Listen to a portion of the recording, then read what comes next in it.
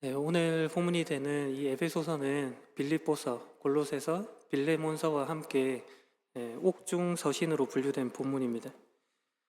바울이 로마에 투옥되어 있는 기간 중에 쓰여진 것으로 이해됩니다. 그가 목회했던 에베소 교회에 보낸 편지입니다.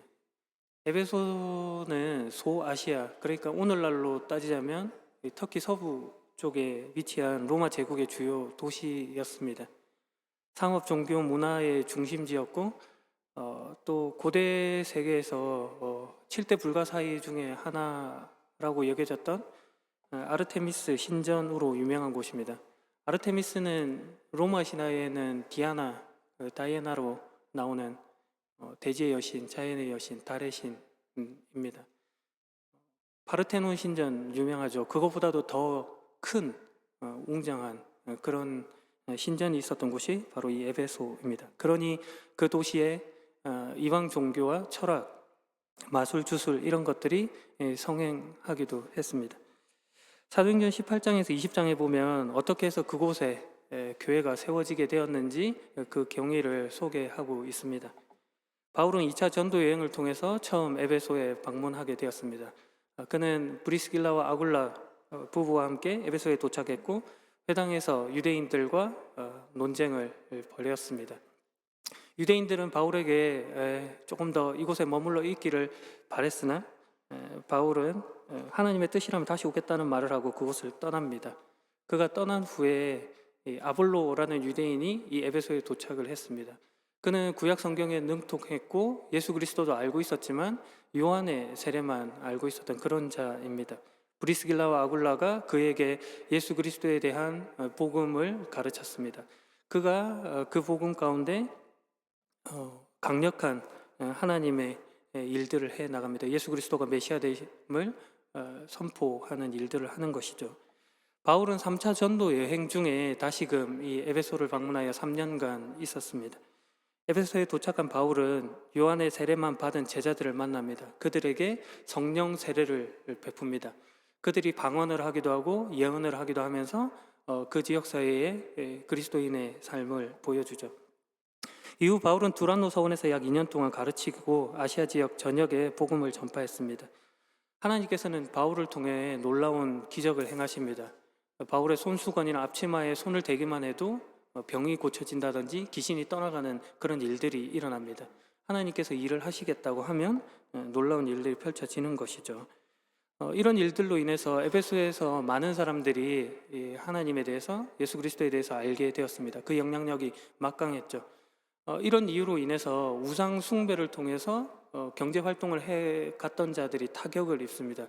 대표적으로 은 세공업자인 데메드리오가 폭동을 일으킵니다. 그래서 에베소가 되게 소란스러워지죠.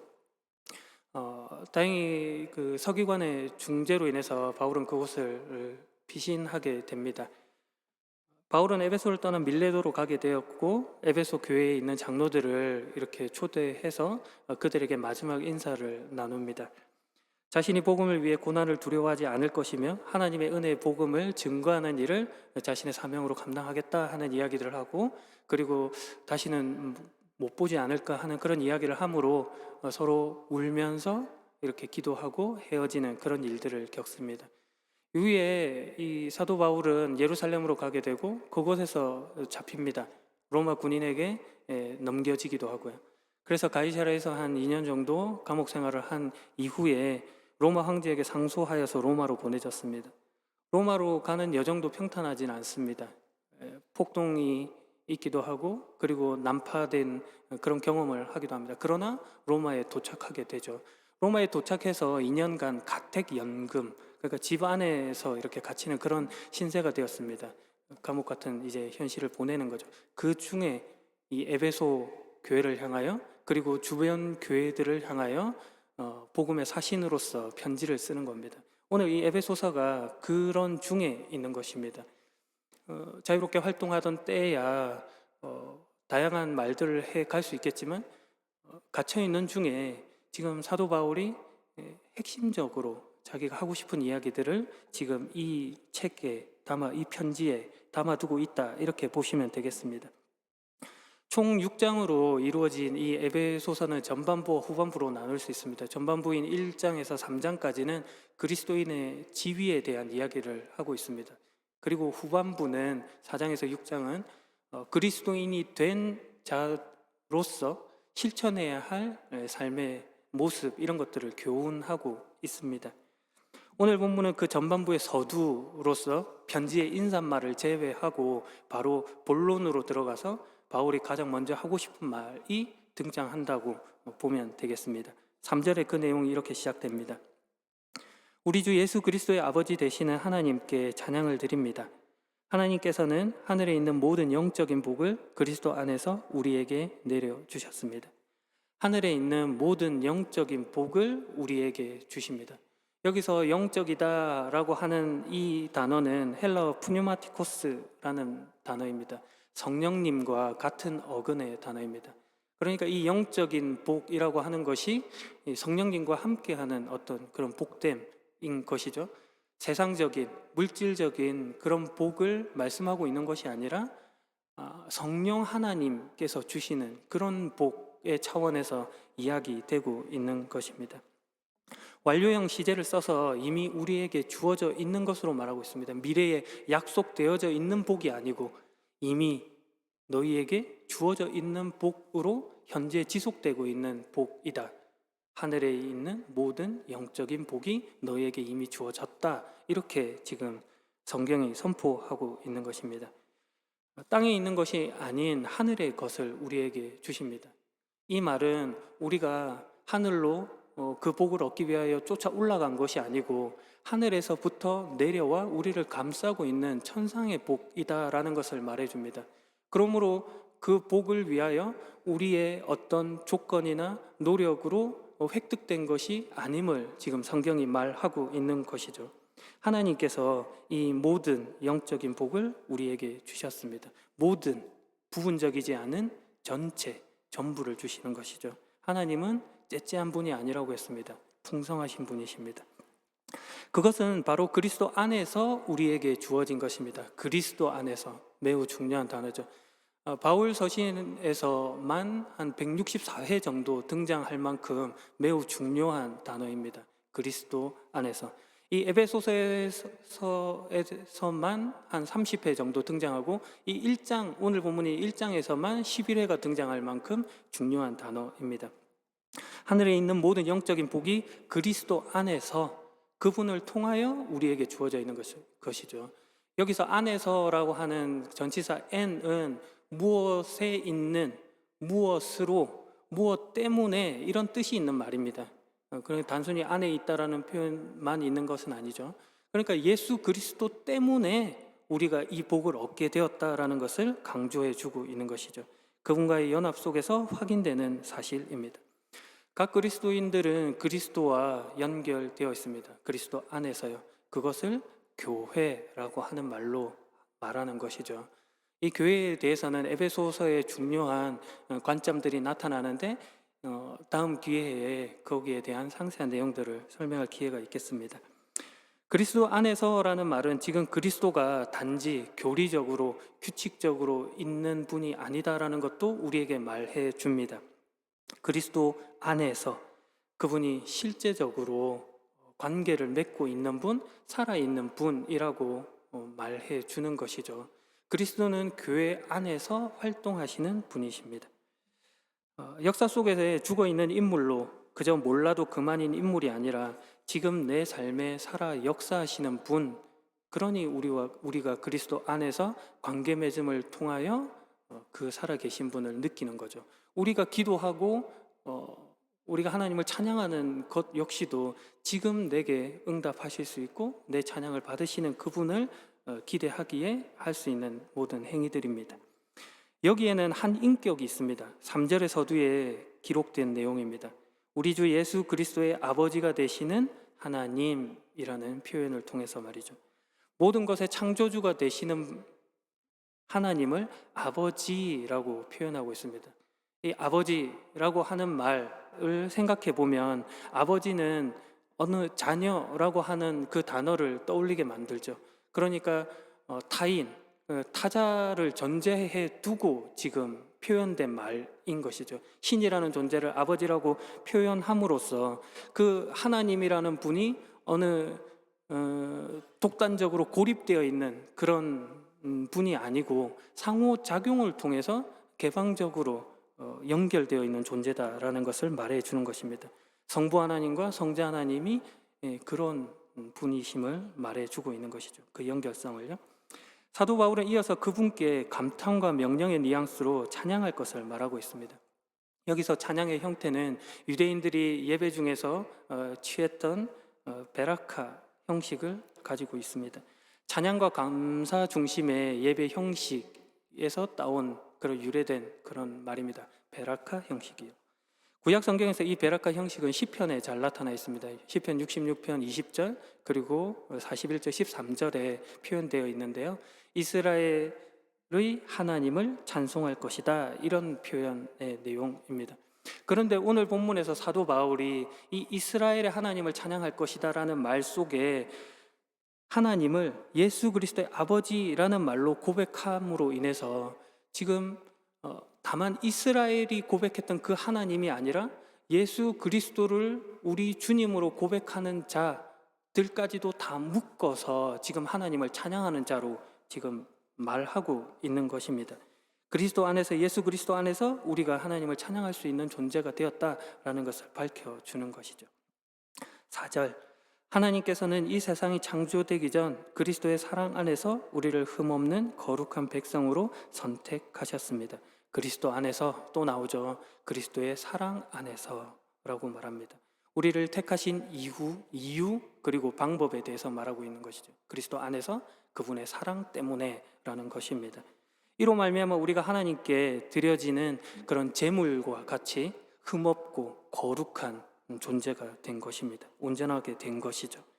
이 사실은 이 세상이 창조되기 전부터 계획하신 하나님의 작정이셨다라고 성경은 말하고 있습니다. 이 세상이 창조되기 전, 이런 표현을 통해서 우리는 하나님이 어떤 분이신지를 이해할 수가 있죠. 하나님이 시간과 공간의 제약을 받는 분이 아니다라는 것을 알 수 있는 것입니다. 그분의 뜻과 계획이 영원 전부터 존재했다라는 것을 말하고 있는 것이죠. 영원 전이라고 하는 표현은 단순히 과거의 오랜 시간이라는 것이 아니고 시간조차도 존재하지 않았던 어느 때를 이야기하는 것입니다. 그때부터 하나님은 존재하고 계셨고 그 속에서 주권적인 선택을 통하여 우리를 흠없고 거룩한 백성으로 선택하신 것이죠. 우리에게 구원의 상징이 되는 십자가의 방법 역시도 그 원리 면에서는 이미 영원 전부터, 창세 전부터 계획된 하나님의 뜻이라는 말입니다. 하나님의 통치하심, 그 뜻하심 속에 벗어남이 없고 그 밖에 있는 것은 아무것도 없다라고 하는 것을 말해주는 표현입니다. 5절, 또한 그때부터 예수 그리스도를 통해 우리를 자녀 삼으시기로 작정하셨습니다. 하나님께서는 이 일을 바라시고 또 기뻐하셨습니다. 예수 그리스도의 아버지가 되시는 하나님께서 또한 우리를 자녀 삼으셨습니다. 하나님과 원수였던 우리가 하나님의 자녀로 신분의 변화를 가지게 된 것입니다. 이 신분의 변화를 가졌다는 말은 관계의 변화를 가졌다는 말과 같은 것입니다. 요한복음식의 표현으로 해보자면 이제 더 이상 우리가 주님과 주종 관계로 묶여 있는 것이 아니라는 것이죠. 종은 주인의 뜻을 알지 못한다고 성경은 말합니다. 하지만 아들은 아는 것이죠. 알아야 하는 것이죠. 아들이 아버지가 하시는 일을 보지 않고는 스스로 아무것도 할 수 없는 것이라고 예수님께서 말씀하셨고 예수 그리스도께서 그 본바를 증언하셨습니다. 그리고 그 특별한 지위 가운데로 우리를 인도하신 것이죠. 아버지의 것을 가지고 누리는 상속자의 지위를 얻게 된 것입니다. 이 일은 거듭 강조되는 바와 같이 예수 그리스도를 통해 이루어진 일입니다. 또한 그때부터 이 세상이 창조되기 전에 계획된 일입니다. 이 편지를 쓰고 있는 로마에서는 로마인들 역시도 만약에 전쟁에서 어떤 포로들을 끌고 왔을 때 그 포로 중에 마음에 드는 자가 있다면 그를 양자 삼아서 자신의 재산 그리고 물질, 사회적 지위 이런 것들을 모두 물려주기도 했습니다. 이런 비슷한 개념으로 지금 하나님께서 그 자녀를 선택하시고 자녀 삼아주신 주권적 행위를 보이시는 거죠. 무엇보다 이 일은 하나님께서 바라시고 또한 기뻐하신 일이라고 성경은 기록합니다. 억지로 하신 일이 아니라는 거예요. 기꺼이 하신 일. 하나님의 뜻이, 하나님의 일이 기쁨과 연결되어 있는 것이죠. 요한복음 15장 11절에 이런 표현이 있습니다. 내가 이것을 너희에게 말한 것은 나의 기쁨이 너희 안에 있어 너희 기쁨이 가득 넘치게 하려는 것이다. 하나님께서 그 일을 기뻐하신 까닭이 하나님의 기쁨을 우리 가운데 넘치게 하시려고 하나님이 그 기쁨을 보이신 것이죠. 예기치 못한 그 기쁨을. 단순히 감정적인 기쁨만 말하는 것이 아니고 하나님의 뜻이 성취되고 관계 맺음을 통해 이루어진 그 기쁨. 그래서 요한복음 15장에 포도나무와 가지의 비유를 통하여 이를 설명해 주고 있는 것입니다. 이 세상은 다만 우리에게 주신 정원입니다. 하나님은 정원사로 묘사되어 있죠. 정원사인 하나님께서 이 세상을 아름답게 가꾸어 가십니다. 우리를 그 가운데 초대하셔서 함께 열매를 맺게도 하시고 그 열매를 따 먹게도 하시고 아름답게 가꾸게도 하시는 것이죠. 예수 안에 있는 자가 누리는 그 영적인 복됨을 이렇게 표현해 주고 있는 것입니다. 결코 예수님을 믿지 않는 자들은, 그 밖에 있는 자들은 모를 그 기쁨을 하나님께서 우리에게 가져다 주십니다. 우리가 그 명예, 그 영광 속에 있는 것이죠. 6절, 놀라운 은혜를 내려주신 하나님께 찬양을 드립니다. 하나님께서는 아무 대가를 바라지 않으시고 은혜를 베풀어 주셔서 사랑하는 아들 독생자 예수 그리스도를 우리에게 보내주셨습니다. 앞서 이야기했던 내용이 정리되어 있습니다. 아무 대가를 바라지 않으시고 베풀어 주신 행위입니다. 그래서 독생자 예수 그리스도를 우리 가운데 주셨죠. 놀라운 하나님의 은혜입니다. 예수 그리스도를 통해 구원의 길을 여시고 죄와 사망에서 우리를 구원하셨습니다. 그러므로 우리가 찬양하는 자가 된 것입니다. 도무지 하나님을 알지도 알 수도 없었던 자가 하나님을 알 수 있고 찬양할 수 있는 자가 된 것이죠. 신학에서 우리는 완전한 부패에 대해서 이야기합니다. 전적인 타락이요. 완전한 타락 가운데 있는 자는 결코 하나님을 알 수 없는 자입니다. 그의 본성상 악으로 치달을 수밖에 없는 것이죠. 그럼에도 우리가 지금 이 자리에 있는 것, 그리고 하나님을 아버지라고 말할 수 있고 신이라는 존재를 인지할 수 있다는 것은 그런 모든 악 가운데 있는 자를 가운데 뚫고 들어와 생명의 씨앗을 뿌려놓으신 하나님의 사역인 것입니다. 웨스트민스터 소유리 문답 제1항을 보면 사람의 제일 되는 목적은 하나님을 영화롭게 하는 것이라고 말하고 있습니다. 사도 바울 역시도 그런 관점에서 성도에 마땅한 바가 찬양이라고 하고 있는 것이죠. 여기서 찬양을 뜻하는 헬라어 에파이노스는 다른 사람을 위한 이야기라고 하는 그런 문자적인 뜻이 있습니다. 그것이 찬양, 칭찬 이런 말로 이렇게 확장되었죠. 그러니까 하나님을 찬양한다고 하는 것, 칭찬한다고 하는 것이 그 행위에 있어서 나의 이야기를, 나를 위한 이야기를 하는 것이 아니고 타인을 위하여, 즉 하나님을 위한 이야기를 해 나가는 것이 찬양이다 하는 것이죠. 그러니 우리가 하나님을 위한 이야기꾼이 되어야 할 것입니다. 그것이 놀라운 은혜를 주신 하나님을 찬양하는 바른 모습입니다. 7절, 그리스도 안에서 우리는 그의 보혈로 자유함을 얻었습니다. 또한 하나님의 풍성한 은혜로 죄 사함도 받았습니다. 그리스도 안에서 그의 보혈로 자유함을, 죄 사함을 얻었습니다. 여기에 사용된 단어는 노예 생활을 하던 자가 그 신분에서 벗어나 자유함을 얻을 때, 그리고 감옥에 갇힌 자가 자신의 선고받은 형을 면제받기 위하여 속전을 지불하는 그런 행위를 담고 있습니다. 그런데 성도는 자유함을 위하여서 속전, 그러니까 대가를 지불하는 어떤 것도 지불하진 않았죠. 마치 룻을 위해 보아스가 기업을 물려준 것처럼 성도를 위해 예수 그리스도로 말미암아 더 이상 죄와 사망이 힘을 쓰지 못하게 우리가 죄 용서를 받은 것입니다. 너무 관성적으로 그냥 너무 자주 들어와서 이것이 크게 와닿지 않을 수도 있는데 만약에 해적에게 피랍되어 있거나 선교지에서 그렇게 잡혀 들어가서 선교 현장 가운데 있는 상황을 생각해 본다면 거기서만 풀려난다는 것, 해방된다는 것, 자유한다는 것이 얼마나 크게 우리 가운데 다가와야 할지를 떠올려 볼 수 있겠습니다. 긍정적으로 본다면 어쩌면 익숙함으로도 말해볼 수 있겠습니다. 그만큼 우리가 그것을 믿고 있다는 뜻도 될 것 같습니다.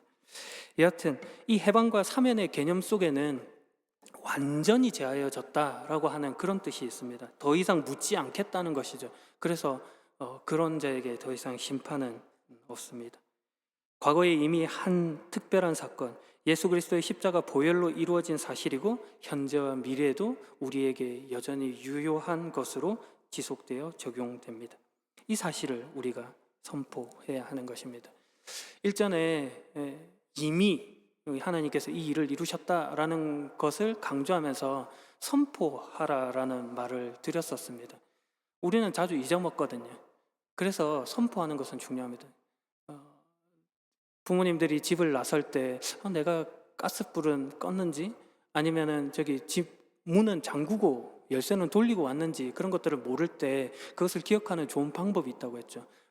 돌리면서 가스불 끈다, 열쇠 돌리면서 나 지금 문 잠근다 이렇게 말을 한번 해보면 내가 문을 잠궜나? 가스불 껐나? 이런 생각이 들 때 그 말했던 행위가 떠올라서 내가 그랬지라는 것을 알 수 있다고도 했습니다. 조금 실제적으로 우리가 그런 것들을 하나님께서 우리에게 행하신 그 일들에 대해서 우리가 선포해야 되는 것입니다. 나는 자유함을 얻었다, 해방함을 얻었다, 죄 용서를 받았다, 이런 이야기들을 해 나갈 수 있어야 하는 것입니다. 이미 그 사실은 이루어지는 일입니다. 원고에는 없지만 말씀드리자면 2차 세계대전이 일어나고 일본군들이 막 전 세계를 돌아다닐 때 어느 한 병사가 섬으로 숨었습니다. 히로시마의 원자폭탄이 떨어지고 일본이 패전국으로 서명을 했을 때 그 섬에 숨은 그 병사는 그 사실을 알지 못했습니다. 한참의 시간이 흘렀지만 그 사실을 알지 못했죠. 그러나 그 사실, 이미 전쟁이 끝났다는 그 사실 자체는 그가 그곳에서 알지 못한다고 하더라도 있는 겁니다.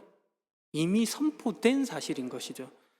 마찬가지로 우리에게 주시는 하나님의 그 말씀은 이미 우리에게 이루어진 사실입니다. 여러분을 구원하셨습니다. 이 사실은 여러분에게 이루어진 일입니다. 마귀들은 그것을 속이는 것이죠. 너희는 그런 존재가 아니야. 너는 여전히 그쪽으로 갈 수밖에 없어. 이런 식으로 속이는 것일 뿐 아무런 영향력도 행사할 수가 없습니다. 우리는 이미 구원받은 존재입니다. 마지막 이야기로 설교를 마무리할까 합니다. 옛날 어느 왕국에 자비롭고 지혜로운 왕이 있었습니다. 왕은 왕국의 모든 백성을 아꼈지만 그의 어린 아들을 각별히 사랑했습니다. 그러나 어느 날 왕국에 전쟁이 발생하고 왕실에 큰 위기가 빠지게 되었습니다. 왕은 그 어린 아이를 믿을 만한 신하에게 맡겨 조금 안전한 곳으로 피신을 시켰습니다. 시간이 흘러 전쟁이 끝나고 왕국엔 평화를 찾았습니다. 이제 아들을 찾아올 때가 되었죠. 그런데 아주 안타깝게도 그 아이를 맡았던 신하가 불의의 사고로 죽게 되고 소식이 끊겨버리게 된 것입니다. 왕은 전국을 수소문하여서 그 아이를 찾으려고 합니다. 그런데도 그 아이에 대한 소식이 들려오지 않습니다. 왕은 직접 길을 나섭니다. 이곳저곳을 찾아 나섭니다. 한 마을 한 마을 작은 마을들을 꼼꼼히 방문하죠. 어느 날 왕은 한 외딴 마을에서 땀 흘리며 일하고 있는 한 청년을 만나게 됩니다. 옷은 남루했고 얼굴엔 피곤한 기색이 가득했죠. 그러나 왕은 그를 보자마자 저는 내 아들이다 라는 것을 알게 되었습니다. 떨리는 목소리로 말합니다. 내 아들아, 내가 너의 아버지다. 네가 길을 잃었을지 모르나 내가 너를 잊지 않고 있었다. 지금까지 너를 찾기 위해 온 세상을 헤맸다. 청년은 믿을 수 없다는 표정이었지만 아버지의 따뜻한 사랑 속에서 그의 지위와 신분을 회복했습니다. 평범한 농부가 아니라 왕의 아들로 있었던 것이죠. 하나님께서 우리를 그렇게 찾으십니다. 우리의 신분과 지위를 변화시키셨습니다. 하나님의 자녀가 되었습니다. 하나님을 볼 수 있는 자, 하나님의 음성을 들을 수 있는 자가 되었습니다. 여러분이 모르던 중에도 일하셨던 살아계신 하나님의 역사입니다. 그리스도 예수 안에서 은혜와 사랑으로 이루신 기뻐하신 일입니다. 그러니 오늘 그 아버지를 한번 불러보시고 그 앞에서 어리광도 부려보시고 또 믿음직한 모습도 한번 보여보시고 2025년 그 한 해를 주님의 자녀답게 살아가시는 복된 여러분이길 예수 그리스도 이름으로 축복합니다. 기도하겠습니다. 하늘에 계신 우리 아버지, 하늘에 속한 모든 신령한 복을 우리에게 주시며 예수 그리스도 안에서 우리를 주의 자녀되게 하심에 감사드립니다. 하나님의 바라시고 기뻐하시는 뜻을 따라 우리가 자유함을 누리고 하나님을 찬양하는 자로, 관계 맺는 자로 서겠습니다. 주의 은혜의 영광 안에 살겠습니다. 우리와 자신을 한 몸으로 묶으신 예수 그리스도 이름으로 기도합니다. 아멘.